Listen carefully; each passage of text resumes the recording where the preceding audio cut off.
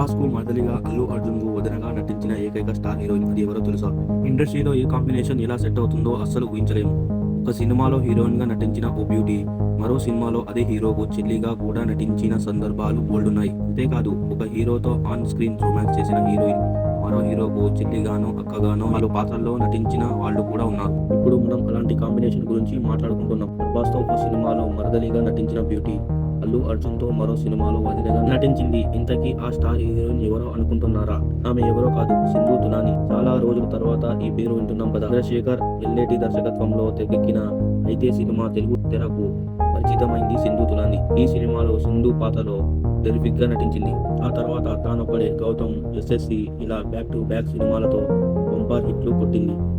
అదే టైంలో ప్రభాస్ పౌర్ణమి సినిమాలో మామ కూతురు మరదలిగా నటించింది. కనిపించిందే ఒకటి రెండు సీన్లతోనే అయినా మంచి సపోర్ట్ చూపించింది. ఆ తర్వాత తెలుగులో హీరోయిన్ గా, సపోర్టింగ్ ఆర్టిస్ట్ గా పలు సినిమాల్లో నటించింది. ఇక సింధు తులాని సన్ ఆఫ్ సత్యమూర్తి సినిమాలో కూడా నటించింది. ఈ సినిమా వెన్నెల కిషోర్ భార్యగా, అల్లు అర్జున్ కు వదినగా నటించింది.